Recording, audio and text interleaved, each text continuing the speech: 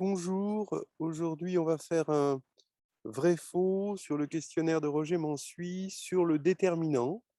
Donc je l'ai regardé, il est vraiment simple et assez rapide. Voilà. Allons-y.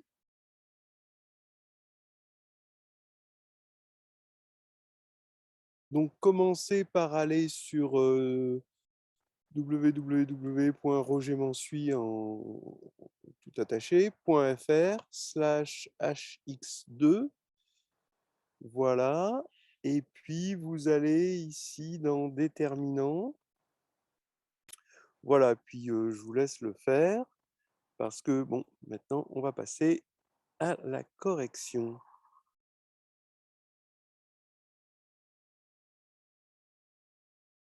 Alors, allons-y. Le déterminant d'une matrice diagonale est le produit des éléments diagonaux. Vrai. Le déterminant d'une matrice triangulaire est le produit des éléments diagonaux. Vrai. Alors, ces deux choses peuvent se montrer avec la formule explicite du déterminant, parce que, bon, pour le premier, c'est vraiment évident. On a une formule explicite qui est indexée par un élément sigma qui va parcourir le groupe de permutations. Voilà. Et donc, cet élément sigma, on se rend compte que pour que le produit qui suive soit non nul, le produit qui correspond au terme associé à sigma soit non nul, il faut absolument que sigma soit l'identité et l'appareil. Là, c'est un petit peu plus dur. Mais sinon, après, on peut aussi dire je fais un développement par rapport à une ligne ou par rapport à une colonne, ça marche très très bien. Le déterminant d'une matrice à coefficient entier est un entier. Alors ça, c'est vraiment important, hein. Dans le cas général, le déterminant d'une matrice à coefficient dans un anneau est dans l'anneau. Voilà, donc ça, c'est vrai. C'est encore la formule explicite du déterminant qui le dit. Quand vous êtes sur un anneau, une astuce à l'oral, hein, vous avez fait une leçon, par exemple, sur le déterminant à coefficient dans un corps, et à un moment, vous attaquez le polynôme caractéristique, on vous dit, mais regardez, vous êtes en train de travailler sur un anneau, alors que vous l'avez fait sur, vous avez fait toute la théorie sur un corps. Alors vous dites, ben voilà, il n'y a pas de problème. L'anneau K de X, il se plonge dans le corps K parenthèse X. Voilà, donc le corps des fractions rationnelles. Donc c'est ça l'astuce. Et les déterminants, voilà, et là vous sortez le déterminant d'une matrice à coefficient dans un anneau reste dans un anneau. Mais comme ça, vous récupérez toute la théorie qui est valable sur un corps. Le déterminant d'une matrice à coefficient entier positif est un entier positif. Alors bien sûr, non. Pour n égale 1, oui, mais pour n égale 2, déjà, ça ne marche pas. Donc là, c'est faux. Le déterminant d'une matrice d'homothétie, c'est le coefficient. Ben non, c'est lambda, mais puissance n. Je vous rappelle que le déterminant est un polynôme homogène de degré n. Donc c'est lambda n det de in. Donc c'est lambda n fois 1. Donc ça, c'est faux. Le déterminant, alors ça c'est la matrice on reconnaît la matrice de Vandermonde, hein, dans toute sa splendeur. Donc c'est vraiment le déterminant de Vandermonde, c'est bon. Le déterminant de moins 1 puissance i plus j, donc de aij, c'est alors, ça veut dire qu'il va falloir faire, donc, bon, en fait, vous regardez, c'est comme si vous multipliez alors à gauche, parce que, regardez, on a moins 1 puissance i. Imaginons que ce soit juste moins 1 puissance i. Ça veut dire que on a multiplié à gauche par la matrice diagonale moins 1 puissance i. Voilà, qui est d'un certain déterminant. C'est une puissance de moins 1 que je peux calculer, hein, mais je ne vais pas la calculer. Je vais multiplier à droite maintenant pour le plus j, d'accord? Parce que je multiplie à droite par une matrice diagonale, ce qui va faire un effet sur les colonnes. par la matrice diagonale encore avec -1 puissance j. Mais cette fois-ci, c'est la même matrice à gauche et à droite. Donc, on a multiplié 2 fois par la même matrice et on est retombé sur nos pattes. Donc là, c'est vrai. Le déterminant de la matrice de permutation ici, oui. Alors, normalement, tel que c'est là, ce serait epsilon de sigma moins 1. Mais epsilon de sigma moins 1, c'est epsilon de sigma aussi, hein, parce que c'est l'inverse d'epsilon de sigma, mais epsilon de sigma, c'est 1 ou moins 1. Donc ici, ça va être vrai. Pour A, B, C, D, là, le déterminant de A, C, B, D, donc c'est det de A, det de B, moins det de B, det de C. Non, c'est bien dans l'idée. Il y a ce qu'on appelle, regarder le développement de la place. Il est plus compliqué que ça. C'est pas ça. Donc, c'est très facile. Alors, évidemment, hein, si n égale 1, ça marche. Mais pour n supérieur à 1, c'est plus compliqué. C'est un développement de la place. Donc, c'est faux.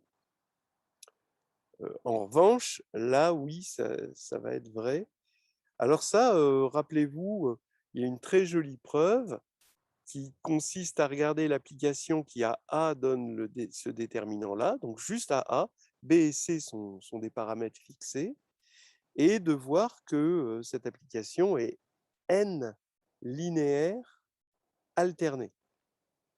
Et donc, elle est unique à coefficient près. Donc, comme le det de A, comme l'application qui a A donne det de A, est aussi n linéaire alterné, elles sont égales à lambda près. Donc, il y a un lambda à trouver, d'accord, tel que ça, c'est égal, on sait que c'est égal à lambda fois det de A. Voilà, c'est assez joli. Et maintenant, pour trouver lambda, on pose A égale l'identité, la matrice identité de taille n. Et là, on sait faire le calcul pour l'identité, c'est pas difficile. On trouve det de C en développant par rapport à des lignes. Hein, puis voilà, ça marche très bien. Et on trouve det de C, donc lambda égale det de C. Donc ça, c'est vrai. Det de A, B égale det de A, det de B, c'est la même technique. Hein.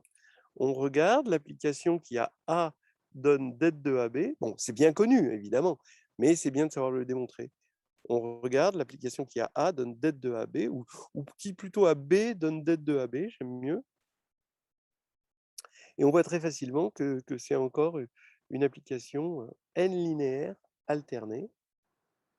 Et donc, on va avoir det de AB égale lambda, où lambda est fixé, quel que soit B, hein, det de B. Et après, on pose B égale identité, et ce qui nous fait que det de A égale lambda. Donc ça, c'est vrai. Le fait que det de A soit additif, non. Il n'y a qu'une seule fonction, d'ailleurs, qui est additive et qui soit invariante, qui soit un invariant de similitude. C'est-à-dire qu'il vérifie f de p à p-1 égale f de a. Hein, c'est la trace ou à scalaire près, quoi. Donc ça, c'est faux. Alors, det de A transposé égale det de A. Ça provient de la formule explicite du déterminant. En faisant le changement de variable, taux égale sigma moins 1. C'est-à-dire qu'on change taux, c'est-à-dire qu'on change la permutation sigma dans la formule explicite du déterminant, hein, celle qui a factoriel n termes, et on change le sigma en sigma moins 1. Donc, bon, on utilise le fait que epsilon de taux moins 1, c'est epsilon de taux. Et puis ensuite, on fait une petite permutation dans le produit en utilisant le fait qu'on est sur un corps commutatif. Et là, ça marche bien. Donc, c'est très, très utile, hein, ce truc-là. Et entre autres, c'est vraiment quelque chose de merveilleux, cette égalité. Elle prouve que s'il y a une combinaison linéaire sur les colonnes, alors il y a une combinaison linéaire sur les lignes. Et ça, c'est pas du tout évident a priori. Donc on voit quand même que c'est un théorème assez profond. Et le théorème le plus profond qui va dans ce sens, c'est que A transposé est semblable à A. Ça a l'air d'être l'énoncé du théorème est très simple, mais sa preuve arrive jusqu'aux confins de la réduction, en fait. Det de A transposé A est positif, bah oui, parce que on est sur R. Alors pour une fois, on se sert vraiment qu'on est sur R. Jusqu'à présent, on pouvait être sur un corps quelconque. Bon, je pense que comme c'est pour des classes prépa, bah, bon, ils n'ont pas attaqué la théorie des corps et tout, mais tout le reste pouvait se faire sur un corps quelconque. Là, vraiment, on est sur R. Et là, c'est det de A, d'après ce qui précède, d'après ceci et ceci, bah, ça fait det de A carré, donc c'est évidemment positif. Il existe une matrice A telle que det de A carré égale moins 1, bah non, parce qu'elle ne serait pas sur R. Là encore, on est encore vraiment sur un truc réel. Si on était sur C, par exemple, alors là, ce serait vrai, mais sur R, c'est faux. Det de GLN de R égale R étoile. Alors, il faut faire attention, il y a une inclusion qui est évidente, parce que si on a une matrice inversible, son déterminant est non nul, mais réciproquement, il faut montrer que c'est égal, c'est-à-dire que l'application déterminant est surjective sur R étoile. D'ailleurs, ce n'est pas qu'une application, hein. Il faut bien savoir que c'est un morphisme de groupe. Un morphisme de groupe très agréable parce qu'il transforme un monde non commutatif en un monde commutatif. Donc ça, c'est pas mal. Et il est surjectif, c'est ça qu'on nous demande. Bah oui, parce que si lambda est dans R étoile, on n'a qu'à prendre la matrice diagonale lambda 1, 1, 1, 1, 1, 1, 1, que des 1, et elle est bien dans GLN parce que son déterminant, c'est lambda qui était non nul. Donc ça, c'est vrai. SLN de R est un sous-groupe de GLN, bah oui, c'est le noyau du déterminant, puisque c'est l'ensemble des éléments qui, par le morphisme déterminant, vont vers 1. C'est même un sous-groupe distingué, parce que c'est un noyau. Une matrice nilpotente est de déterminant nul. Alors, bah oui, parce que comme elle est nilpotente, bah, grand N puissance M est égal à 0, par définition. Donc, quand on prend le déterminant et qu'on applique le fait que ce soit un morphisme multiplicatif, bah, ça fait déterminant de N, le tout puissance M égale 0, donc det de N égale 0, donc ça c'est vrai. Deux matrices semblables ont même déterminant, bah oui, c'est tout l'avantage justement de passer d'un monde non commutatif à un monde commutatif, parce que det de P à P-1 va devenir det de P, det de A, det de P-1, et là, on peut commuter et éliminer det de P avec det de P-1. Et donc, ça fait det de A, c'est bon. Deux matrices équivalentes ont même déterminant, ben non. C'est même pas vrai en dimension 1, quoi.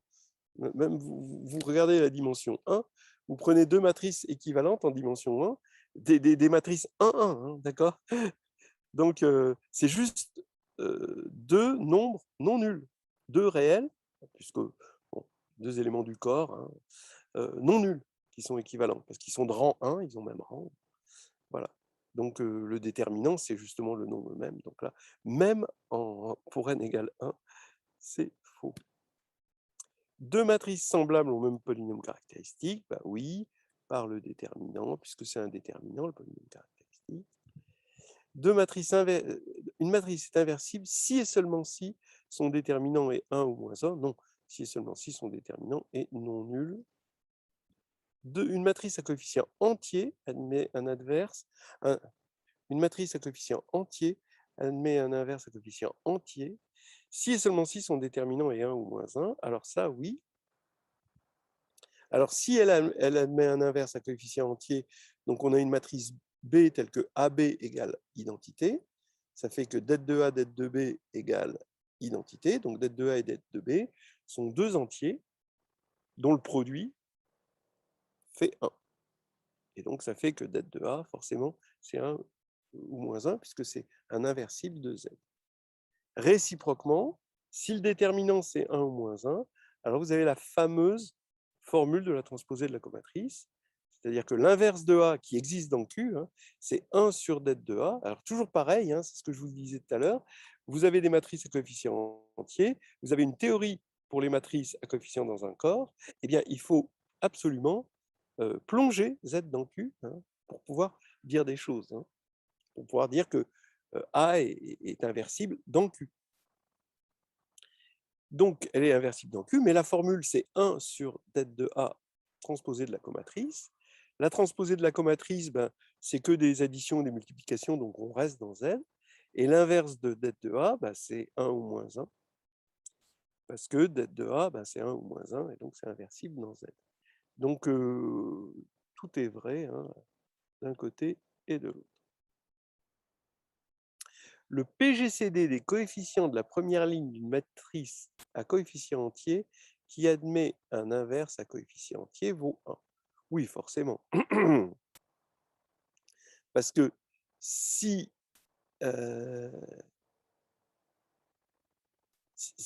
vous prenez le PGCD, donc ça veut dire que vous l'appelez petit d. Donc vous pouvez factoriser la première ligne par d. Donc votre déterminant, étant donné qu'il est n linéaire, bon, ce serait, voilà, quoi, il est n linéaire sur les lignes aussi, hein, eh bien, il est multiple de d. Mais comme ça admet un inverse, d'accord, bah, ce d, il vaut 1 ou moins 1. Mais comme c'est un PGCD c'est positif, donc ça vaut 1. D'accord. Donc on se sert de la question précédente et du fait que le PGCD, on peut le mettre en facteur au niveau du déterminant.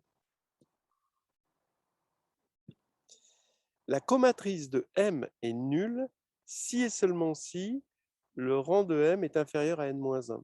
Eh bien non, parce que si votre rang est égal à n-1, alors vos cofacteurs, les cofacteurs, je vous rappelle que c'est des mineurs n-1.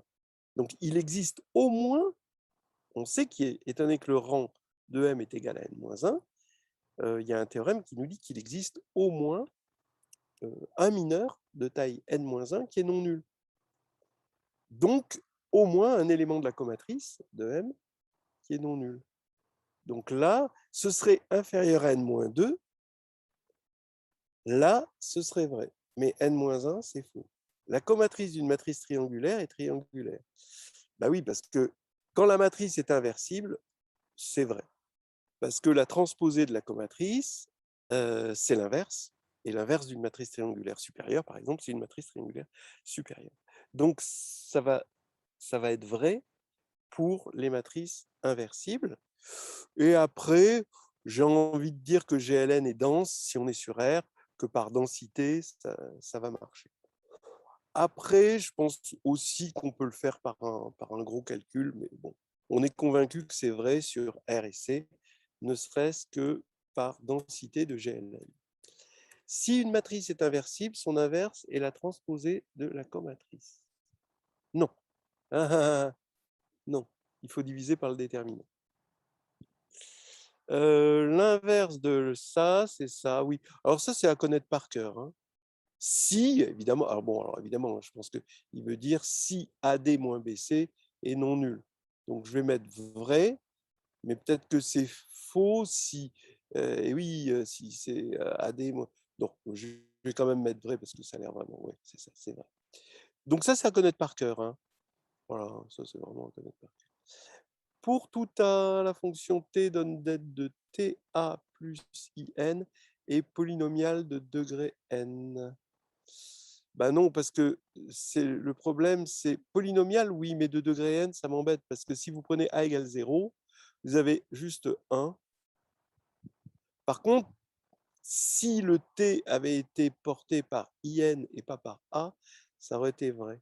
En fait, celle-là, elle est polynomiale de valuation 0, je dirais. C'est-à-dire c'est le terme constant, il va toujours y avoir un terme constant, puisque pour t égale 0, ça fera toujours 1. Donc son terme constant, c'est toujours 1.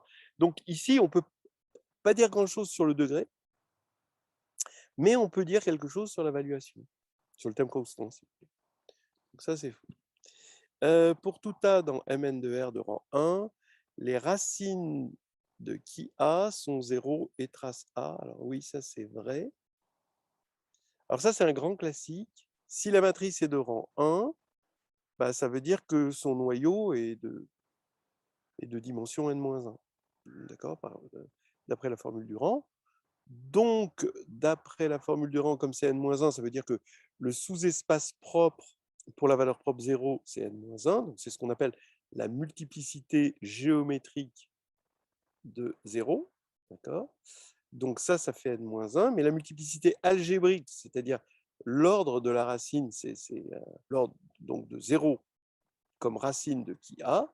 Donc, ça veut dire que c'est au moins n-1. C'est supérieur à la multiplicité géométrique. Donc, c'est n-1. Et donc, comme il nous en reste une dernière et qu'on a la somme des racines, la somme des racines, c'est la trace. Et comme les autres racines, c'était tous 0, ça fait la trace ici. Donc, on a effectivement 0 comme racine de multiplicité n-1 ou n, et trace de A, quand c'est non nul, alors ce sera l'autre racine. Donc là, c'est vrai. Et pour tout A dans Mn de R, il existe au plus n scalaires tel que ça soit non inversible. Donc non inversible, ça veut dire, donc finalement, comme c'est des endomorphismes, ça revient à non injectif. Et non injectif, c'est bon, ça revient à dire que lambda est valeur propre. Mais les valeurs propres, ça revient à dire que c'est racine du polynôme caractéristique. Et donc, comme il est de degré n, il existe au plus n scalaire lambda. Et donc, bon, ça c'est vrai pour tout corps, pareil. Là aussi, c'est vrai pour tout corps. Là aussi, c'est faux pour tout corps. Tout ça. Voilà. Donc là, on va dire vrai et c'est fini.